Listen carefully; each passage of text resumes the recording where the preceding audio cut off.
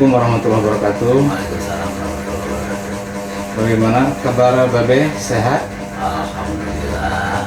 Alhamdulillah, makasih kalau sehat. Semoga Babe sehat walafiat selalu ya. Amin amin ya rabbal alamin. Mohon izin deh, saya kebetulan ini mendapatkan tugas gitu ya untuk mewawancarai kepala sekolah. Kebetulan alhamdulillah gitu ya, Babe bersedia. Saya ucapkan terima kasih sebelumnya atas kesediaan waktunya. Ya. Saya akan menyampaikan beberapa hal terkait pengambilan keputusan seorang pimpinan ya, tentunya pimpinan kepala sekolah ya di sini ya, terkait dilema etika dan juga rujukan moral. Dimana dilema etika ini merupakan sesuatu yang baik kedua-duanya, cuman menjadi dilema gitu, mana yang harus ditentukan gitu. Cuman nanti berdampak kepada peserta didik. Contohnya misalkan seperti siswa yang nilainya kurang dari KKM, kan idealnya itu mengulang lagi gitu ya, atau tidak naik kelas atau tidak lulus. Tapi misalkan di sisi lain si anak tersebut baik, sikapnya baik, spiritual, emosionalnya, afeksinya baik, itu kehadirannya juga bagus. Nah kan sayang gitu kalau tidak dinaikkan atau tidak diluluskan. Mudah-mudahan dengan harapan kedepannya ada perubahan. Seperti itu ya dilema etika. Kalau bujukan moral seperti hal-hal yang sudah jelas gitu ya, sudah jelas ini teh misalkan anak tersebut tidak layak lulus karena kehadiran juga kurang, kemudian ketika belajar juga sering mengganggu temannya, kemudian dari nilai-nilai juga semuanya di bawah KKM. Tiba-tiba misalkan si orang tuanya mau ngasih sesuatu kepada guru gitu ya, nah itu kan bujukan moral, terima apa enggak nih? Kalau diterima ya berarti harus menaikkan atau meluluskan gitu kan. Nah itulah sesuatu yang sudah jelas gitu ya, cuman di kitalah yang memutuskan apakah ya atau tidaknya gitu. Itu mungkin deh. Nah, yang pertama yang saya ingin sampaikan itu bagaimana Babe selaku kepala sekolah di SD Negeri Kordon 1 ini dapat mengidentifikasi kasus-kasus yang merupakan dilema etika dan bujukan moral gitu deh. Baik Pak Aris, terima kasih ya atas kepercayaannya untuk yang wawancara sehubungan dengan keberadaan sekolah ini ya. Jadi sesuai dengan istilah baru sebenarnya ini ya. Iya, di CGP. Guru penggerak. Istilah baru dan adanya CGP. Jadi saya juga bisa paham dengan apa yang disebut dengan dilema etika dan bujukan moral. Betul. Jika terjadi sesuatu semacam itu, cara mengidentifikasinya sebenarnya kalau yang dilakukan di SD Kordon 1 yang saya lakukan itu sebenarnya karena sering terjadi mungkin ya. Betul. Hanya sehubungan dengan istilah itu istilah baru. Iya. Nah, maka kejadian itu sebenarnya jarang diidentifikasi. Betul. Tapi biasanya disikapi, lalu dicari kesimpulannya untuk lanjut. Betul. Jadi sebetulnya sering terjadi hal semacam dan masalah keseharian sebetulnya, cuma karena ada bahasa baru gitu ya. Jadi hal tersebut ditarik gitu ya. Oh ini yang ini seperti ini dilema etika ya, seperti yang barusan saya contohkan gitu. Pernah terjadi gitu ya hal yang seperti itu sering terjadi hal semacam itu. Sebagai contoh saja misalnya dengan adanya anak ABK saja ya. Iya. Kan sebaiknya anak ABK itu disekolahkan di SD khusus dari SLB gitu ya. SLB atau sekolah khusus. Betul. Tapi karena mungkin beberapa hal dari orang tua itu ya terpaksa mereka memasukkannya ke sini. Betul. Dan sikap kita sebagai pelayan di sekolah betul. Semua punya hak gitu ya Be untuk mendapatkan pendidikan berkembang di sekolah negeri ini. Jadi cara menyikapinya mungkin kalau diidentifikasi tidak seperti itu. Yang dilakukan itu ya disikapi lalu disimpulkan kemudian untuk dibuat tindak lanjut. Iya. Ya intinya ketika ada permasalahan seperti itu ya disikapi dan kemudian setelah itu baru mungkin di ini ya, ada penanganan gitu ya. Udah tindak lanjuti. Oke, baik, terima kasih Be. Lanjut kepada pertanyaan berikutnya Be.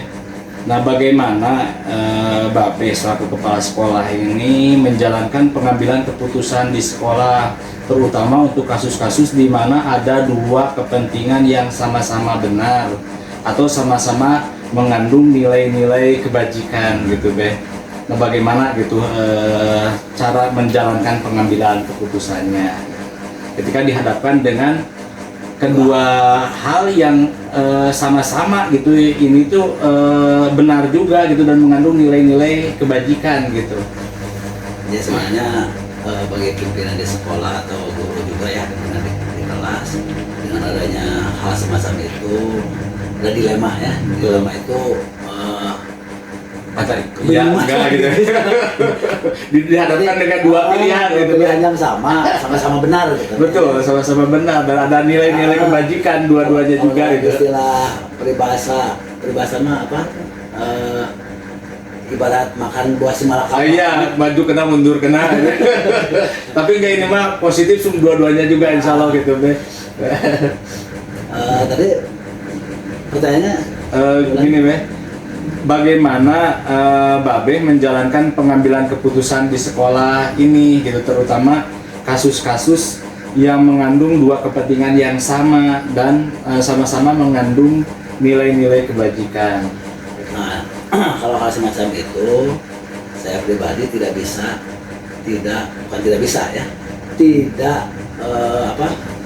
membuat keputusan sendiri. Betul. Tapi melakukan keputusan itu bersama-sama dengan stakeholder yang lebih Iya, rekan gitu ya. Betul. Apalagi ini kan ada komplek ya. Betul. Nah, komplek ada 6 sekolah. Kalau terjadi hal semacam itu, kadang-kadang saya juga bisa sharing dengan sekolah yang lain. Dengan guru yang lain. Betul. Pokoknya mengadakan kolaborasi lah gitu ya, bisa. Diskusi ya untuk mencari solusi bersama. Siap ya, terima kasih. Nah, lanjut ke pertanyaan ketiga nih. Langkah-langkah atau prosedur seperti apa yang biasa Babe lakukan selama ini gitu dalam pengambilan keputusan? Kalau misalnya terjadi kasus, ya terjadi kasus gitu, kasus apa saja yang biasa terjadi gitu, yang terjadi di sekolah gitu. Jadi yang tanya langkah-langkahnya, prosedurnya atau tahapannya mungkin Be, seperti apa gitu? Yang pertama mungkin saya menerima laporan dulu ya. Betul. Laporan dari misalnya ada kejadian di suatu kelas atau satu kelas misalnya. Saya pertama pasti menerima laporan dari guru kelasnya. Betul. Kemudian langkah selanjutnya yaitu mengidentifikasi apakah benar ini laporan dari guru tersebut. Betul. Jadi perlu diklarifikasi juga kan, tidak langsung diputuskan. Diklarifikasi, diidentifikasi apakah benar ini kasus ini terjadi di kelas tersebut. Ya, saya mengadakan diskusi dengan guru-guru lainnya. Kemudian juga tidak lupa dengan anak peserta didiknya yang ini pelaku atau korban lah gitu ya. Apakah benar atau betul tersebut. Nah, kalau memang sudah seperti itu, sudah dirembukan dan terbukti bahwa anak tersebut siapa yang ini salahnya gitu ya. Ya baru diambil tindakan, tapi tindakannya juga bukan tindakan kalau ke siswa atau tidak mungkin berupa hukuman ya. Mungkin tidak boleh. Artinya membuat kesadaran lah gitu ya, menuntunnya, membimbingnya supaya kembali kepada jalan yang sesuai yang kita harapkan gitu ya Be ya. Oke, jadi ke tahapan identifikasi gitu ya Be ya, dengan langsung dari informannya gitu ya, pihak-pihak terkait. Oke, terima kasih Be. Lanjut kepada pertanyaan berikutnya, hal-hal apa saja nih Be yang selama ini dianggap efektif gitu dalam pengambilan keputusan pada kasus-kasus dilema etika tersebut? Hal-hal apa saja yang selama ini dianggap efektif dalam pengambilan keputusan? Ya seperti tadi yang disampaikan. Jadi untuk mengefektifkan hal-hal atau kasus yang terjadi ya sesegera mungkin secara spontanitas. Saya tidak menjadwalkan atau membuat istilahnya apa ya? Jadwal khusus gitu ya. Jadi berdasarkan urgensinya gitu ya Be ya. Betul. Jadi ketika terjadi kasus itu ya segera Ya, sesegera mungkin. spontanitas lah. Dan langsung diklarifikasi kepada pihak yang terkait, ya, identifikasi dulu baru klarifikasi gitu ya. Be. Terus dirembukan Iya. sama guru-guru. Siap, siap ya. Oke, terima kasih Be. Nah, lanjut pertanyaan selanjutnya. Hal-hal apa saja yang selama ini menjadi tantangan gitu dalam pengambilan keputusan khususnya pada kasus-kasus dilema etika? Apakah ada tantangan atau gitu hambatan gitu yang menghalangi gitu ketika Babe akan menerapkan keputusan tersebut gitu? Pasti setiap rencana untuk melakukan kebaikan pasti ada Tantangannya ya. Seperti Tidak apa akan itu mulus. Be? tidak akan mulus. Iya. Mungkin diantaranya perbedaan pendapat antara guru yang Oh, iya, yang iya. diskusi Betul. ya. Ketika saya melakukan atau menyampaikan kasus tersebut dan menyampaikan pendapat, ada yang pro dan ada yang kontra betul, menurut betul, saya. ya. Tapi pada akhirnya kalau terjadi demikian, diambil cara atau jalan yang terbaik. Yang terbaik gitu Jalan ya. yang terbaik. Ya. Hmm. Biasanya kan kita negara demokrasi pasti diambil, Iya. diambil keputusan itu. Betul, kalau betul. tidak bisa diambil keputusan ya sudah terbanyak. Iya, iya. Cuman yang memutuskan ya pasti Babe tetap gitu ya. Pas yang memutuskan. Oke. Dengan mempertimbangkan pendapat-pendapat dari rekan-rekan yang lain, mana kira-kira yang di antara yang paling baik gitu ya Be, ya. Baik, betul. Siap, siap ya. Terima kasih. Berikutnya nih, apakah Babe memiliki sebuah tata cara atau jadwal dalam sebuah penyelesaian kasus dilema etika itu? Sebenarnya ya karena jadwal ya. Sampai sekarang Belum ada dijadwalkan khusus kasus ini harus selesai misalkan sekian lama dan kapan gitu. Pokoknya bagusnya seperti itu. Ya. Kalau menurut aturan betul, bagusnya betul. seperti itu. Kan Babe mah jadi melihat urgensi daripada ya. kasus atau permasalahan tersebut. Karena kadang ada yang harus cepat gitu, ada juga yang mungkin yang harus dipertimbangkan dulu lagi ya Be ya. Betul. Dengan ya tujuannya untuk kemaslahatan kebaikan semuanya. Kalau secara cepat misalnya keputusan diambil secara cepat, Betul. terus sudah disimpulkan lah misalnya. Tapi kan mungkin dampaknya juga Iya, bukan dampak karena- jangka pendek saja. Betul. Tapi dampak Jangka panjang ya itu betul harus betul. dipikirkan juga. Siap siap ya. Kelompok atau misalkan golongan dan orang banyak gitu ya, pribadi atau kelompok gitu ya, harus dipertimbangkan juga pasti itu ya. Betul betul. Oke, bagus deh, terima kasih. Nah, ada beberapa lagi nih Be. Pertanyaan selanjutnya, adakah seseorang atau faktor-faktor yang selama ini mempermudah gitu Be, ketika Babe mau mengambil keputusan yang membantu, yang mendorong gitu, yang memberikan support kepada Babe? Ya tadi ya, yang mensupport tentu saja guru-guru yang Pro ya, ada yang pro kontra gitu ya.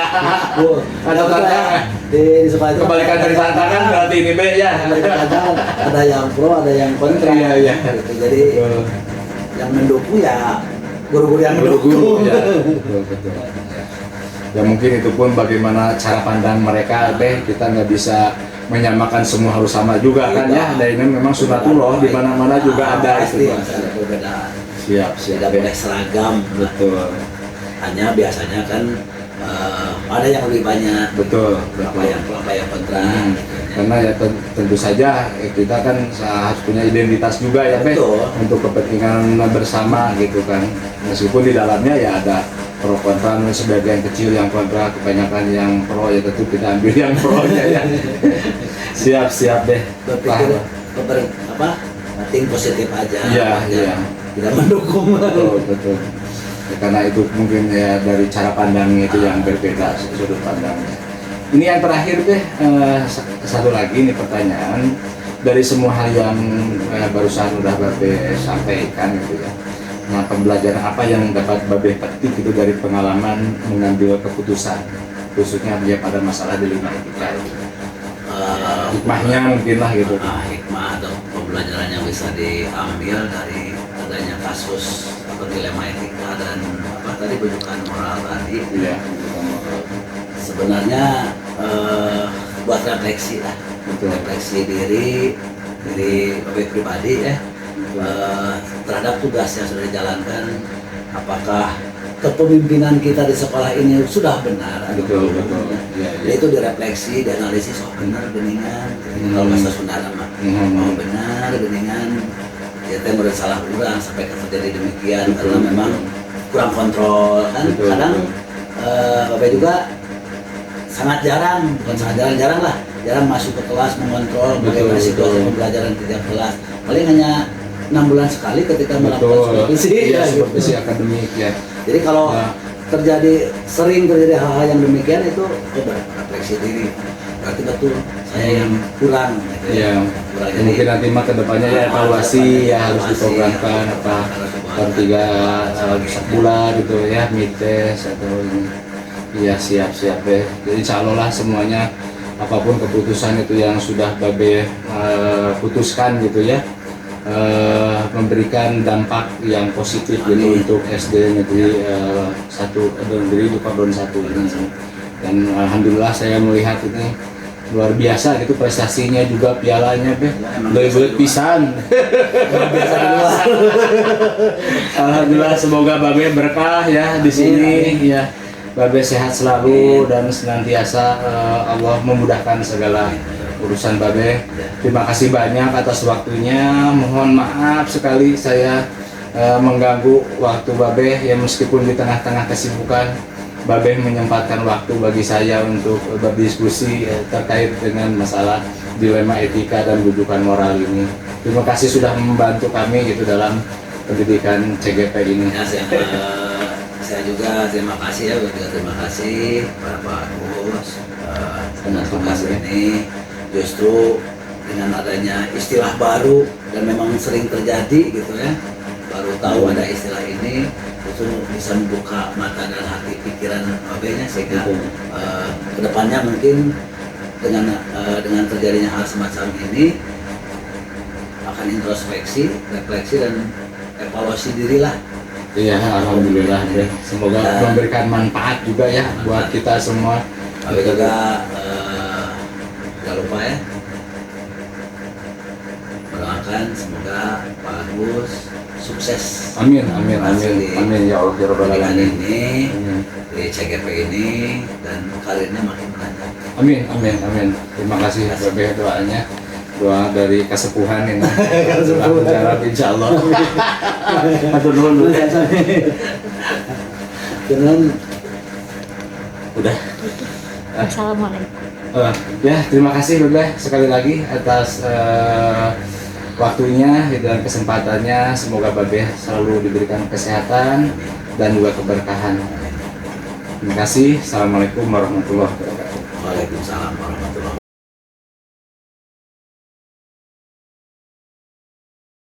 Assalamualaikum warahmatullahi wabarakatuh. Waalaikumsalam warahmatullahi wabarakatuh. Gimana Pak Agus ya? Alhamdulillah.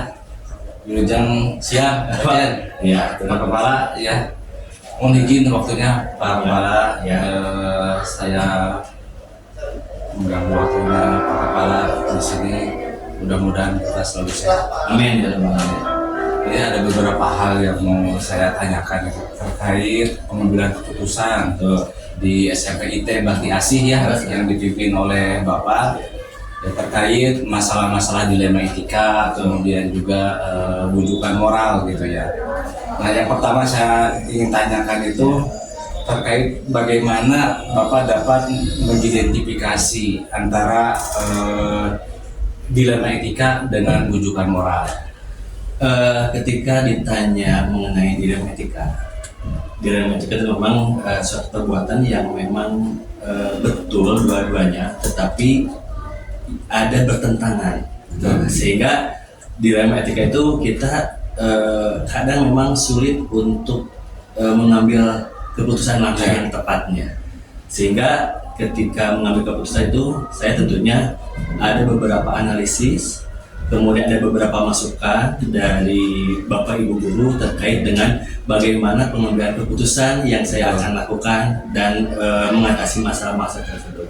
Tetapi untuk bujukan moral, kita di sini mempunyai satu aturan yang memang itu dapat menjadi salah satu mengambil keputusan dalam bujukan moral tersebut. Jadi memang di dilematika itu ini benar gitu ya. Tapi Karena kita harus menentukan itu betul, ya. Iya, betul. betul. Yang penting ya intinya nanti untuk peserta didik ya, kalau bujukan moralnya itu udah jelas gitu ya, Jelas, hitam putihnya gitu ya. Kalau di matematika memang kedua-duanya itu benar, bagus. Cuman kita tetapi dalam kebenaran itu ada sesuatu yang memang bertentangan. Betul. Nah, sehingga cara mengatasinya itu adalah saya mempunyai di sini tentunya yang dinamakan adalah kadang mengambil segitiga restitusi Betul. untuk kalau dalam bahasa agama itu adalah tabayun. Jadi setelah tabayun kita kumpul bersama dengan para wakil kepala sekolah untuk menentukan Kolaborasi ya. bagaimana langkah yang terbaik Betul. untuk mengambil keputusan terhadap permasalahan yang dihadapi. Betul, bagus, jadi sekali sepakat ya. Meskipun kita punya keinginan, tapi tetap aja yang menjadi prioritas mah ya kebermanfaatan bersama ya gitu ya, terutama untuk peserta didik gitu ya. Oke, terima kasih. Yang kedua ya, selama ini Pak, bagaimana menjalankan pengambilan keputusan di sekolah SMP Bakti Asih ini, terutama untuk kasus-kasus di mana ada dua gitu kepentingan yang sama-sama benar atau sama-sama mengandung nilai kebajikan gitu ya. Pengambilan keputusan yang di sini karena mempunyai aturan. Di sini mempunyai aturan terhadap bagaimana ketika siswa ada pelanggaran. Nah, saya di sini sudah mempunyai aturan yang jelas ketika siswa melanggar. Di sini mempunyai aturan itu salah satunya adalah menggunakan poin. Poin penilaian pelanggaran terhadap poin tata tertib siswa. Di mana ketika siswa melanggar hal yang kecil itu mempunyai poin sehingga dimasukkan kepada nilai efektif. Yang kedua adalah ketika siswa melanggar aturan yang berat, contohnya seperti tawuran atau berkelahi di kelas dan lain sebagainya, kita sudah mempersiapkan di mana ada surat peringatan 1, surat peringatan 2 SP. Dan ketika masih melakukan kita ya tadi ya memang bagaimana dia dengan report seperti itu. Nah, ketika yang ditanya tadi keputusan yang dua-duanya hampir sama atau berat, ya itu tadi bagaimana kita mengacu kepada aturan yang kita sudah dibuatkan, kemudian berkolaborasi dengan para kepentingan yang terkait sehingga keputusan itu yang memang betul-betul akhir keputusan itu untuk kebaikan bersama. Jadi prinsipnya berpikir best rule ya, atau ya berpikir berdasarkan peraturan gitu ya prinsipnya. Ya. Siap. Oke, terima kasih. Nah, yang ketiga pertanyaannya, langkah-langkah atau prosedur seperti apa yang Pak Kepala jalankan gitu yang biasa dilakukan selama ini gitu ya, langkah-langkahnya, tahapan-tahapannya. Tahapan-tahapannya di sini tentunya ada ketika ada permasalahan di sekolah itu akan ditangani oleh wali kelas. Ketika ada permasalahan di kelas, setelah tahapannya ketika wali kelas tidak bisa menyelesaikan permasalahan tersebut, larilah kepada bidang kesiswaan. Kalau misalkan bidang kesiswaan masih belum bisa menyelesaikan permasalahan itu, baru kepala sekolah yang menyelesaikan. Karena ketika kalau misalkan kepala sekolah langsung terjun kepada hal yang kecil, itu nanti takutnya psikologis anak langsung berdampak. Kalau dalam musimnya kaget, mungkin ya, saya ini berhadapan dengan sekolah nih, seperti sehingga ada beberapa tahapan oleh wali kelas dulu, kemudian setelah wali kelas ada wakil kepala sekolah bidang kesiswaan, dan kalau misalkan memang belum selesai juga, baru pada sebagian kami langsung bisa saja langsung memanggil orang tua terkait dengan permasalahan yang dihadapi di sekolah seperti apa. Ya, bagus. Jadi kalau selama itu masalah-masalah kecil bisa ditangani oleh wali kelas, memang ya udah berarti ya sampai wali kelas. Nah, wali kelas misalkan agak lumayan nih kasusnya gitu ya, naik banding ke kesiswaan. Selesai di kesiswaan, oke, berarti udah. Tapi kalau misalkan ternyata ini berkembang juga misalkan masalahnya, baru sampai ke kepala sekolah. Ya, oke. Jadi prinsipnya ya down to up ya, Ya, seperti betul. itu. Ya. Kemarin saya sempat mengalami permasalahan yang memang cukup berat, yaitu adalah permasalahan bullying sekolah ini. Sehingga ibarat masalah bullying ya, di setiap sehingga dari mulai siswa wali kelas itu belum bisa mengatasi, turunlah ke kesiswaan. Kemudian karena itu adalah termasuk dengan orang tua.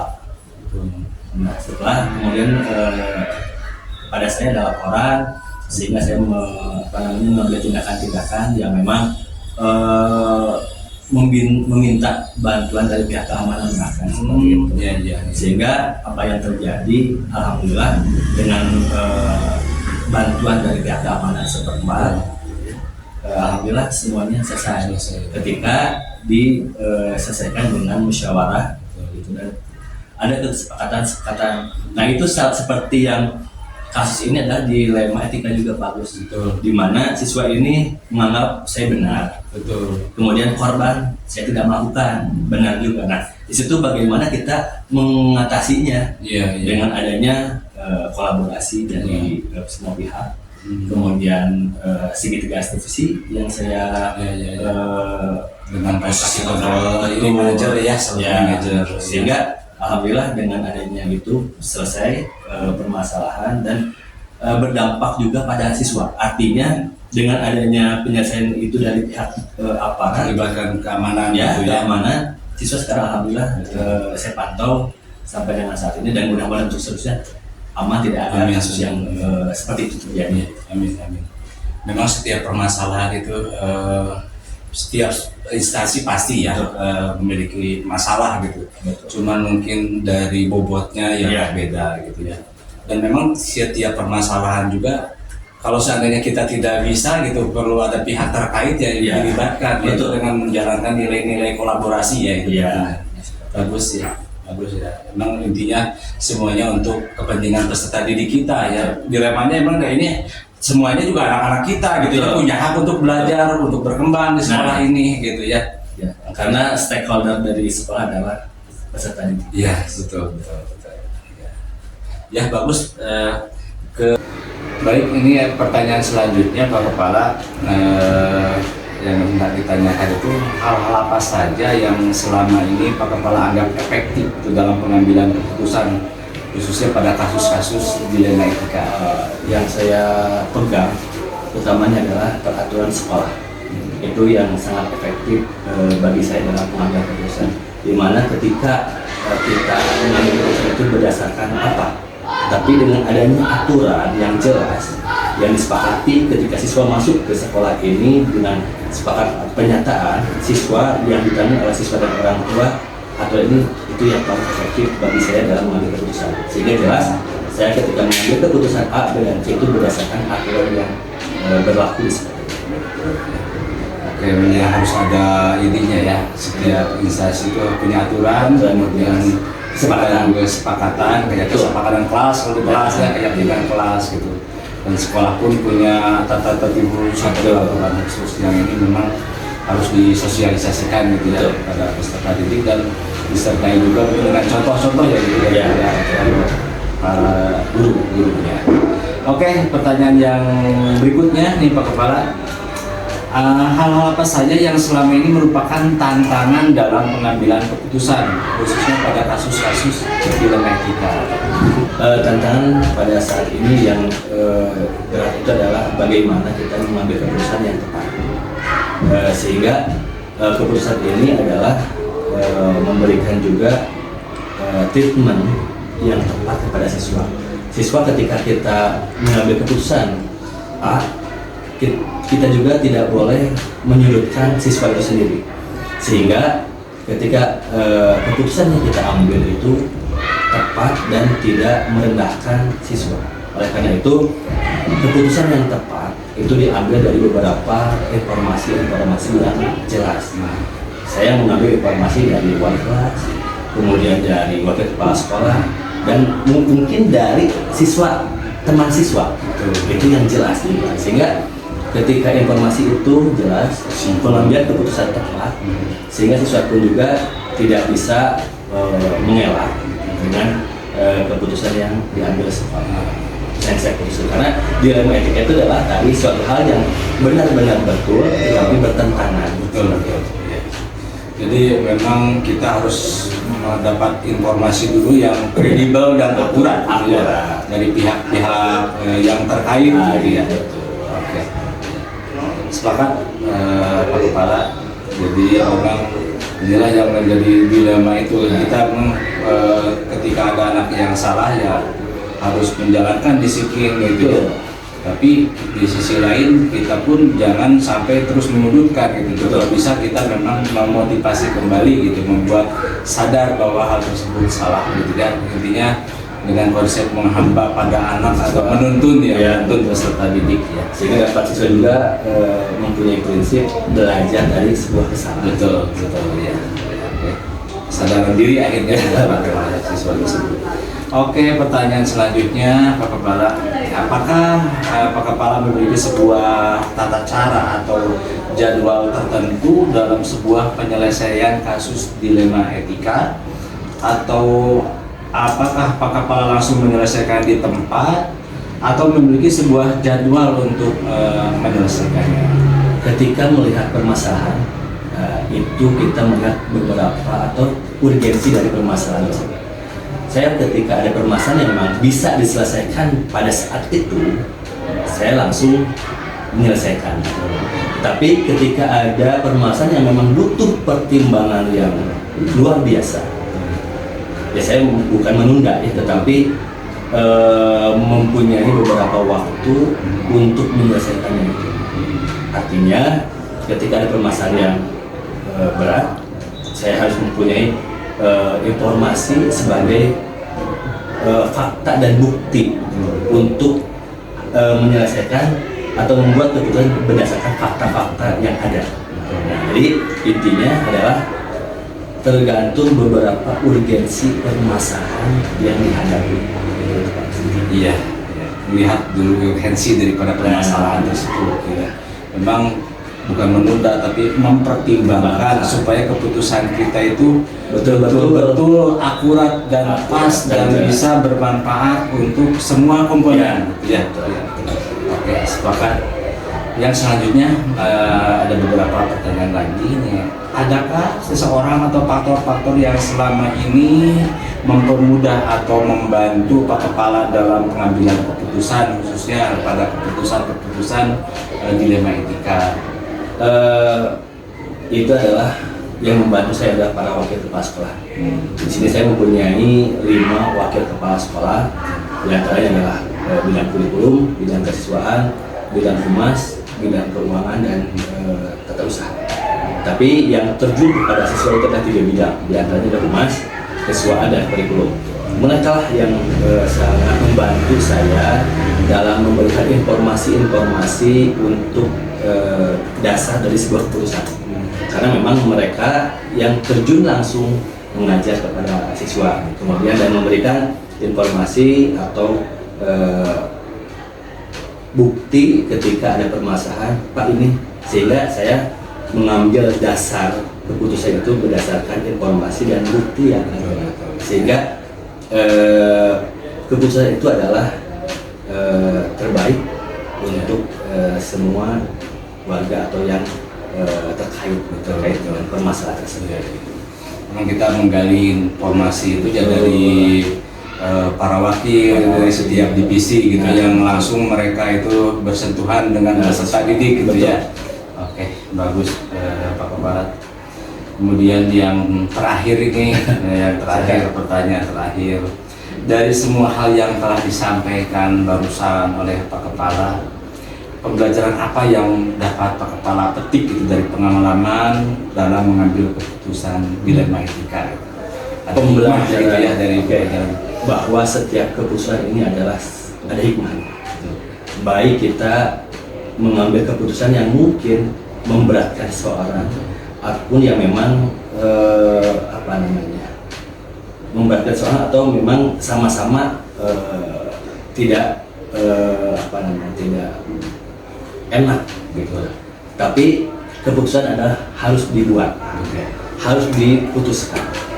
Karena apa? Karena sebagai seorang pemimpin itu adalah mempunyai hak untuk menentukan sebuah keputusan yang tentunya berdasarkan pertimbangan yang matang, berdasarkan pertimbangan yang jelas, bukti yang kuat, barulah harus diputuskan. Hikmahnya adalah belajar dari sebuah keputusan, belajar dari sebuah permasalahan. Itu yang menjadikan pengalaman saya, sehingga ketika saya memutuskan beberapa keputusan atau kebijakan berdasarkan pengalaman dan berdasarkan informasi, bukti yang jelas, sehingga dalam mengambil keputusan tidak tergesa-gesa, dan penyampaian keputusan ini adalah harus baik, Pak. Karena memang ketika keputusan ini tepat, kemudian disampaikannya secara tidak tepat, ini salah. Sehingga keputusan itu tepat harus disampaikan secara tepat, Dengan cara yang tepat. dengan cara yang tepat dan dengan cara yang baik, sehingga apabila seorang tidak menerima keputusan itu tidak begitu mereka tidak begitu tidak menerima, sehingga dengan penyampaian komunikasi yang bagus, mereka oh iya betul, seperti ini keputusan yang tepat diambil. Wah, luar biasa nih pengalamannya Pak Kepala ini. Mudah-mudahan saya bisa menyerap ilmunya. Amin. Kita ambil hikmahnya gitu. Memang keputusan pemimpin itu yang memimpinnya memang keputusan gitu ya. Iya. Jadi Membuat kebijakan. pengaruh gitu ya, pengaruh keputusan tersebut. Dan ketika kita bisa menerapkan keputusan yang benar gitu, yang hak, yang baik, yang bermanfaat, insya Allah pahala itu dari mana-mana gitu ya. Kalau seorang pemimpin itu mau nilai amal gitu ya. Karena sebenarnya kita berapa ada 100 berarti 100 pahala tuh mengalir pahala. Dan satu karakter yang ada di sini. Karakter yang ada di sini luar biasa ya. Terima kasih atas Sama-sama. perjumpaannya hari ini ya, atas waktunya. Sama-sama. Mohon maaf sekali Sama-sama. saya mengganggu banyak waktu gitu ya, padahal Pak Kepala dalam keadaan sibuk kelihatannya. Terima kasih banyak telah menyempatkan waktu buat saya. Mohon maaf apabila kata-kata yang kurang berkenan, kemudian jawabannya yang kurang tepat atau kurang bagus, kurang paham. Terima kasih sungguh luar biasa. Saya mendapat ilmu ini dari Pak Kepala gitu ya. Berbagi ilmu silaturahmi saya, apabila nanti ada kesempatan jadi pemimpin bisa Amin. menerapkan hal yang sama seperti kepala sekolah di sini ya, seperti Pak Jen di sini. Mudah-mudahan selalu sehat walafiat, Amin. barokah, sekolahnya tambah maju, Amin. sukses dan berkah. Amin. Terima kasih.